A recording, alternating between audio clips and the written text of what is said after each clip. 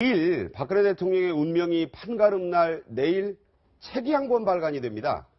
그런데 물론 이 책이 내일 시점을 예상한 건 아니겠지만 이 책의 제목이 아주 좀 눈길을 끄는 그런 책인데요. 자, 이 책입니다. 네, 바로 또 하나의 가족, 최태민, 임선희, 그리고 박근혜. 바로 이 책을 누가 썼냐면요. 이 최태민 씨의 의붓 아들인 조순재 씨, 조순재 씨의 아들인 조용래 씨가 바로 책을 내일 출간합니다. 네. 제목부터가 이제 보셨지만 또 하나의 가족이에요. 이게 원래 어떤 전자회사 광고에 나와서 유명해진 말 아닙니까? 최태민, 임선희 이렇게 해서 박근혜 대통령과 하나의 가족이었다. 이 얘기를 지금 하고 있는 책이 이제 내일 이 시중에 나옵니다. 자, 이 책 내용이 먼저 입수돼서 지금 화제가 되고 있는데 이 조용래 씨에게 저희 취재진이 저희가 한번 직접 전화를 해서 얘기를 들었습니다. 자, 먼저 들어보겠습니다. 의도했던 건 아니고요. 하다 보니까 그렇게 됐어요. 개인 생활적인 면에서 이제 그 당시에 이제 그 사인이셨던 박 대통령께서는 경제 활동이나 소비 생활을 하시질 않았거든요, 직접. 근데 그런 것들을 저희 할머니께서 직접 다 챙겨주셨고. 조용래 씨가 말하는 할머니, 바로 임선희 씨를 말하는 겁니다. 최태민 씨의 5번째 부인이죠.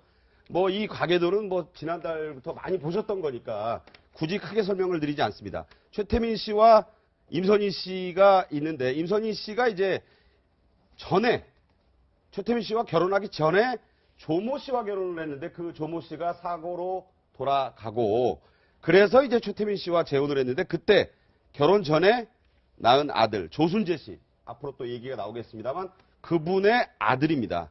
그러니까 최태민 씨로 보면 의붓 손자가 되고 임선희 씨로 보면 친손자가 되겠죠. 자, 이런 분인데, 자, 이 책이 나온 것은 할아버지 때부터의 내용인데 희귀 사진이 지금 나오고 있어요. 네, 이 책에는 저런 사진이 나오고 있는데요. 보시면 저 꼬마가 바로 조용래 씨 책을 쓴 작가입니다. 그리고 임선희 씨, 바로 이 책을 쓴 작가의 할아버지죠. 나온 거예요. 임선희 씨의 얼굴이. 네, 임선희 씨의 얼굴. 네, 지금 저렇게 양장을 입고 있는 모습을 흑백 사진으로 확인해 볼 수 있습니다. 그리고 최순실 씨의 젊은 시절 모습, 최순실 씨의 20대 때 모습이 지금 나오고 있는데, 자, 이게 이제 왜 이렇게 얘기가 됐느냐? 경제 공동체라든가 특검에서 말하던 뿌리가 이제 같다. 이 얘기를 하는 거예요. 이게 이제 2007년 당시 한나라당 대선 예비후보 경선에서 뜨거운 쟁점이 됐었죠. 돌아가 보겠습니다. 지금도 결백하고 모함을 받고 있다, 이렇게 생각하십니까? 제가 아는 한도에서는 특별히 의혹은 많이 제기가 됐지만 실체가 없지 않느냐. 또 아버지가 어떤 분인데 잘못이 있는데 처벌을 안 하셨겠냐. 그렇다면은 이거는 실체가 없는 일이 아니냐. 그렇게 제가 이해를 하는 거죠. 앞으로는 모르겠습니다. 또 제가 모르는 부분도 있을 수 있겠죠. 그거는. 네, 박근혜 대통령 내가 모르는 부분이 있을 수 있겠죠라고 했지만 이 책의 조용래 씨는 이렇게 아까 들으신 것처럼 임선희 씨가 박근혜 대통령의 모든 걸 다 챙겼다 이렇게 네. 얘기를 했어요. 그렇죠. 그러니까 저 2007년 이명박 박근혜 후보가 아주 격렬하게 충돌했을 텐데 당내에서 저렇게 검증을 좀 세게 했습니다. 세게 한 이유는 그 전에 이회창 후보가 말이에요. 아들 병역 비리라든가 무슨 기양건설 해갖고 그런 어떤 개인적 약점 때문에 본선에서 떨어졌기 때문에 우리 내부로부터 철저하게 검증을 할 필요가 있겠다 해가지고 저렇게 빡센 검증 저기를 당시에 가졌었습니다. 예. 그때 현장에 계셨던 건가요? 예, 저도 저걸 봤어요. 네. 그런데 이게 이렇습니다. 그러니까 그 당시부터 이제 나왔던 얘기가 임선희 씨가 박 대통령 당시 박근혜 후보의 모든 것을 경제적인 걸 다 봐줬다. 그러니까 이번에 특검에서도요, 삼성동 집도 사실상 계산을 하고 돈을 치른 거는 임선희 씨가 치렀다는 얘기가 나오고요. 그렇죠. 1998년에 박 대통령이 보궐선거를 통해서 국회의원 배지를 달 때도 그 선거 자금도 임선희 씨가 그때 챙겨줬다. 이런 얘기들이 다 나오고, 그러니까 사실 2007년도부터 그런 얘기들이 있었던 거예요. 근데 네. 저 때는 잠깐 얘기가 나오고 또 이제 박근혜 당시 후보가 당의 경선에서 떨어지면서 이 얘기가 묻혀버린 거였죠. 네. 네. 이 조용래 씨의 아버지, 이미 고인이 됐습니다만 조순재 씨가 원래는 박근혜 대통령을 아주 철저히 잘 챙겼다. 그런데 어찌 보면은 이 버림을 받아서 참 억울하다. 이래서 이제 2007년에 조순재 녹취록이 전달이 되고 하는 그런 과정인데 그 아들인 조용래 씨 이번 책을 출간하는 것을 계기로 이렇게 얘기합니다. 기본적으로 뭐 업무를 같이 오래 하셨으니까 오랫동안 업무를 하는 과정에서 지켜본 부분과 또 사실은 이제 저희 아버지께서 그 당시 2007년도 경선 당시에 이제 아버지를 모른다 얘기했던 부분 그리고 그냥 모른다는 거를 넘어서 이제 유족들도 모른다고 했다. 그 부분들이 결국 거짓말로 또 거짓말을 덮고 도저히 할 수 없는 거짓말을 그렇게 하는 거에 대해서 많이 힘들어하셨고요. 네, 지금 조순재 씨가 지금 한 얘기를 지금 작가 아들인 조용래 씨가 전하고 있는 건데요. 자, 이런 얘기도 조순재 씨가 했다고 합니다. 네. 바로 사람이 거짓말을 하면 표가 나게 돼 있다. 그런데 박 대통령은 전혀 표가 안 나고 자신조차 진실이라고 믿고 하는 거짓말이다. 그런 지독한 거짓말을 하는 사람이 지도자가 됐을 때 불행한 나라, 비극의 나라가 될 것이다 라고 얘기를 했다고 합니다. 거기에 이제 2007년 조순재 녹취록의 내용을 책에서도 인용을 했고 다시 한번 그 아들이자 손자가 지금 얘기한 겁니다. 그런데 제 책 내용을 이제 보지 않았는데 이제 내용을 보면 이제 박근혜 대통령에 대해서 굉장히 혹평을 하고 있는 것 같아요. 첫 번째는 박근혜 대통령이 혼자서 경제 활동을 할 수 없다. 돈을 벌어본 적이 없고 모든 걸 임선희 씨가 해준 것이다라는 거 하고요. 네. 그다음 두 번째는 이제 아까 말한 것처럼 어떤 업무 능력 그런 할 수 있는 사람이 아니다라는 것이 두 번째인 것 같아요. 그래서 모든 건 최 씨의 일가, 최태민 씨의 일가가 다 해줬다는 거고, 그다음 세 번째는 이제 거짓말도 잘한다. 그런데 다른 사람은 거짓말할 때 표가 나는데 박근혜 대통령은 표가 나지 않는다. 어떻게 보면 박근혜 대통령이 아주 혹평을 하는데 네. 지금 조용래 씨의 아버지가 이제 조순재 씨가 최태민 씨 일가 중에서는 그렇게 배운 사람이 있다거나 아니면 그 사람이 없었던 것 같아요. 그러다 보니까 조순재 씨가 대학도 나오고 그래서 정수장학설할지 뭐 영남재단 같은 걸 많이 맡기고 또 최태민 씨도 조순재 씨가 워낙 똑똑하고 학벌도 있기 때문에 많은 걸 맡긴 것 같아요. 그래서 본인 입장에서는 아무튼 뭐 뛰어다니면서 열심히 일해주면서 불구하고 또 2007년 대선 때는 전혀 모른다고 얘기를 하고 그러니까 그거에 대해서 특히 감정이 많이 상할 네. 가능성이 크다고 봐요. 그래서 지금에 와서 조영래 씨가 저런 얘기를 하는 이유가 과연 진실을 밝히고자 하는데 어떤 출발점이 있을 수도 있지만 약간의 어떤 감정적인 문제도 있을 가능성이 크다. 그렇게 보입니다. 네. 자, 조용래 씨는 금융 전문가로도 알려진 분이고 홍콩에 주로 거주하면서 우리나라를 왕래하고 있다. 본인이 또 이렇게 밝히고 있습니다. 자, 이 조용래 씨의 할머니가 되는 임선희 씨, 아까 보여드린 흑백 사진에서도 계속 나오고 있는데 이 영남재단 얘기에 대해서도 할 말이 참 많은가 봐요. 경주 최 씨 얘기도 나오고 영남대학교 얘기도 나오는 그 부분에 대해서 조용래 씨는 이렇게 증언합니다. 영남재단 일을 아버지가 보셨잖아요.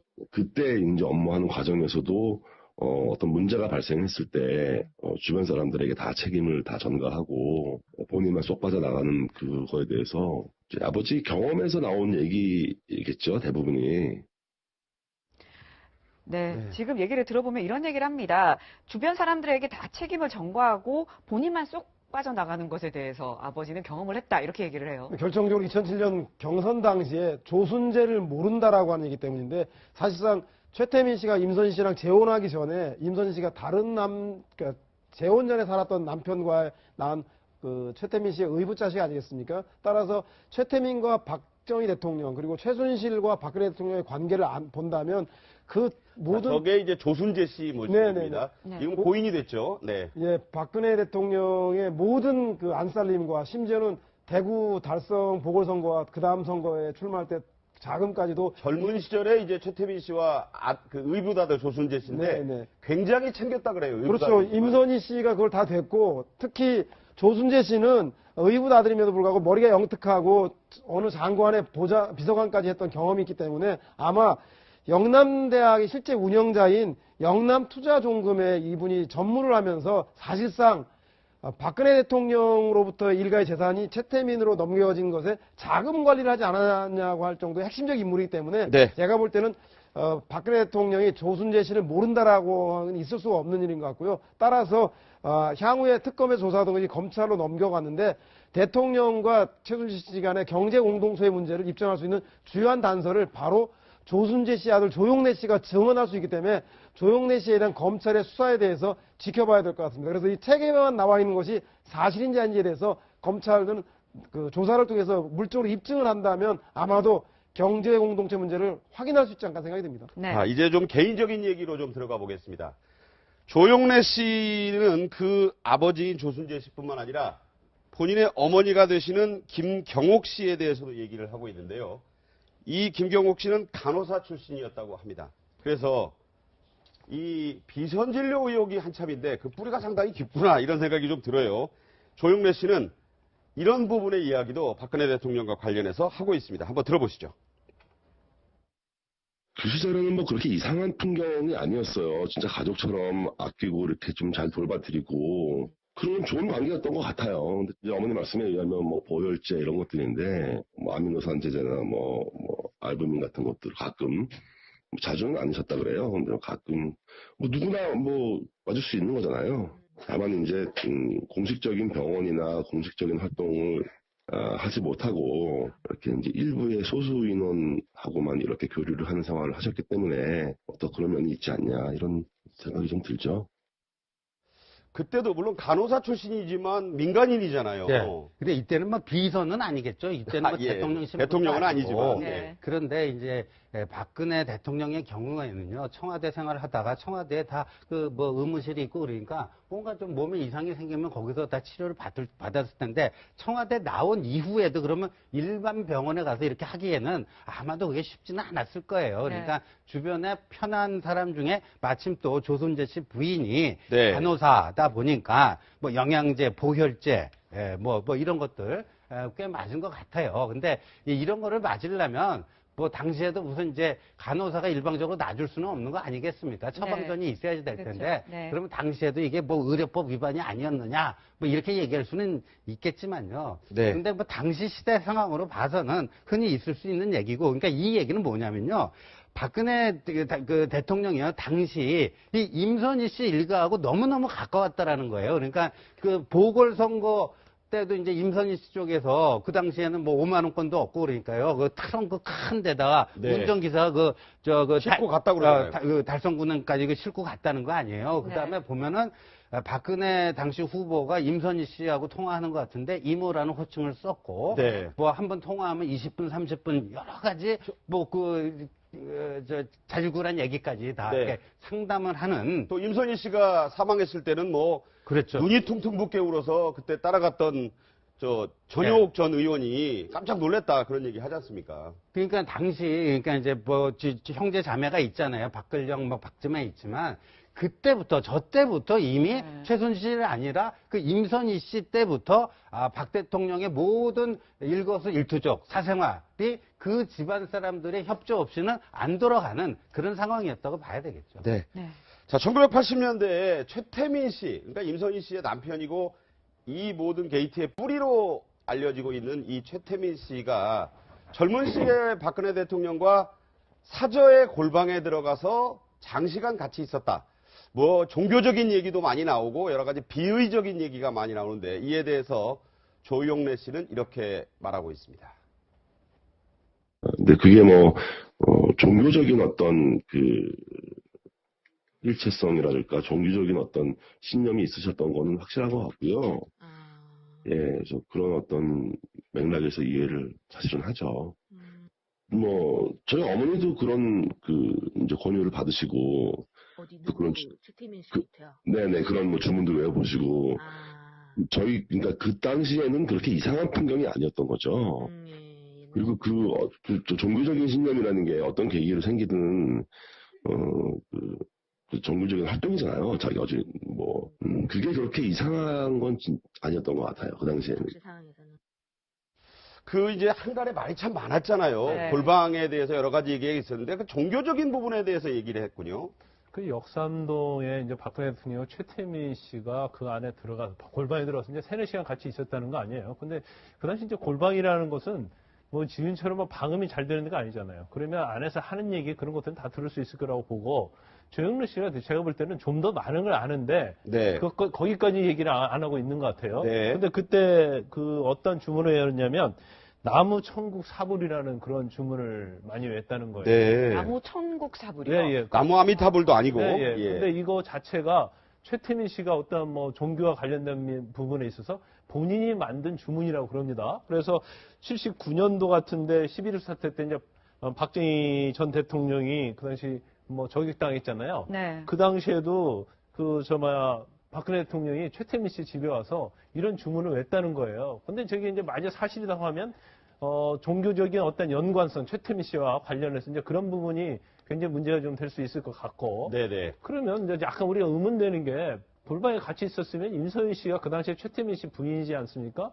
그럼 임선희 씨는 과연 무엇을 하고 있었고 그거에 대해서 이제 어떻게 생각했을까?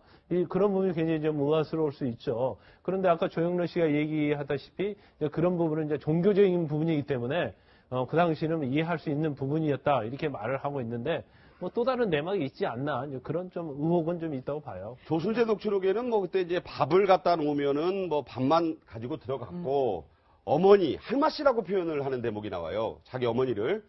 어머니인들 왜 뭐 가슴앓이를 안 했겠느냐 이런 얘기 나오는데 저 책에는 그런 내용까지는 안 나오고 있습니다. 네, 또 이 조 씨 같은 경우에는 다른 방송에서 인터뷰를 한 내용을 보면 이런 말을 했어요. 이 박근혜 대통령이 11.6 사태 직후에 네. 넋이 나가서 네. 벌벌 떨고 있었다. 그래서 이 최태민 집에 와서 나무 천국 사불이라고 주문을 반복을 했다. 네. 이렇게 얘기를 했거든요. 그러니까 이제 그 11.6 이후에 박근혜 대통령의 당시 그 정신적 상태가 어땠는지는 지금 얘기하는 거 저게 전혀 저는 과장이 아닐 수 있다고 보고 아니 보통 사람들 같아도 다 그렇게 되지 않겠습니까? 네. 그럼 어떤 일종의 그 패닉 상태인데 그 정신적 패닉 상태를 누군가가 그 치유해 줄 수 있는 그런 역할을 이제 최태민 씨가 한 거고 그러니까 이제 11.6 이전과 11.6 이후로 이렇게 나눠 보면요 11.6 이전부터 이제 박근혜 대통령과 최태민 씨의 관계는 형성이 되었지만 네. 11.6 이후에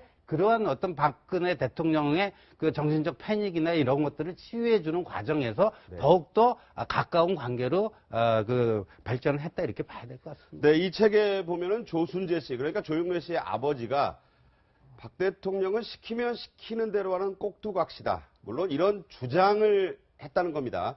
그런 내용과 함께 조영래 씨는 작금의 사태와 과거를 이렇게 비교하면서 이 책을 낸 이유를 설명하고 있습니다. 들어보시죠. 그 시대와 이 시대가 별로 달라진 게 없다는 거고요. 그 시대의 부정부패가 지금 그대로 유지된 거를 넘어서 더 세련되고 더 교묘한 방법으로 진화를 했다는 데 문제가 있는 거거든요. 네. 어떻게 보십니까? 결국은 뭐 제가 볼 때는 조영래 씨의 주장이 상당히 설득력을 갖는 이유가 바로 조순재 씨 아들이고 조순재 씨는 말씀드린 대로 박정희 대통령의 부정축제 재산을 최태민이 관리했다라는 것을 직접적으로 알고 있는 사람 아니겠습니까? 그래서 특히 대통령이 저렇게 의사결정을 제대로 못한다는 얘기는 임선희 씨가 대통령이 청와대에 나와서 있을 때부터 가사도우미, 파출부, 운전기사, 집안의 대소의 모든 경비를 다 됐고 사람의 채용들까지도 임선희가 했다는 거 아니겠습니까? 따라서 제가 볼 때는 최순실 일가와 박근혜 대통령은 생활과 거주와 경제적인 문제를 함께 공유하는 거의 운명 공동체였고 일심 동체였다라는 것들을 확인해 준다는 생각이 듭니다. 그래서 말씀드린 대로 특검이 미처 시간 관계상 밝히지 못했던 문제에 대해서 제가 볼 때 검찰이 남은 시간 동안 최순실과 대통령에 대한 관계에 대해서 경제적인 공동체의 여부에 대한 문제를 해결하는데 이렇게 책으로만 낼 게 아니라 조영래 씨가 적극적으로 검찰 수사에 임해주면 실체적 진실을 밝히는데 많은 도움이 될 거라는 생각이 듭니다. 네.